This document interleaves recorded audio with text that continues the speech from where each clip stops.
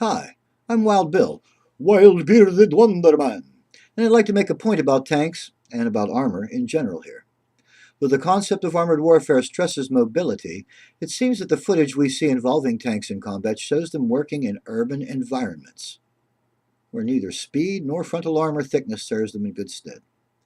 The absolute worst place, other than the bottom of the sea or inside a volcanic caldera, for tanks is cities. Specifically because tank armor is thinnest on top of the turret and hull decking, and no tanks have sufficient elevation for the main gun to allow them to combat determined men armed with Molotov cocktails hiding near windows above them. Moreover, cities funnel tanks and other AFVs into narrow channels where maneuverability is minimal and gun overhang a nightmare to compensate for. Even a World War II bazooka or a Panzerfaust can penetrate the top of most modern-day tanks, which is why the current generation of light anti-tank weapons has moved toward top attack missiles. The Bofors Bill comes to mind, rather than increasing the caliber of heat warheads and so weight as well. A single man with a Molotov cocktail is about as cheap an anti-tank weapon as can be had, which raises the question of whether war is primarily a military or an economic activity. Tanks and attack choppers are sexy as heck, but they are not at their best in the close vertical terrain of an urban zone. They are also extremely expensive per unit and more vulnerable to attrition than are sufficiently well-motivated local troops armed with light anti-tank weapons, improvised explosive devices, and Molotov cocktails.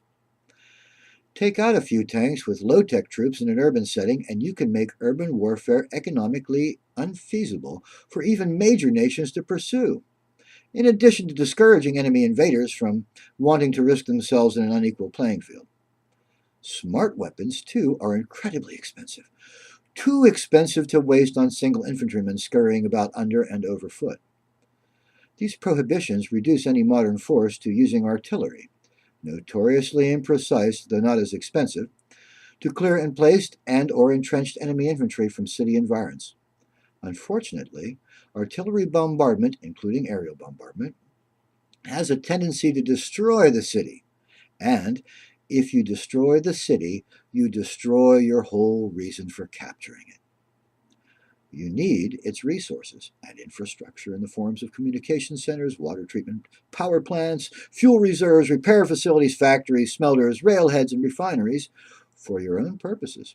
Or else, why the heck are you spending all that money and effort to capture it in the first place? Remember, Stalingrad proved beyond a shadow of a doubt that a city makes a dandy fortress when manned by a determined, motivated citizenry, no matter how ill-equipped they might be in the military sense. Thanks for taking time to consider this. This is Wild Bill, signing off.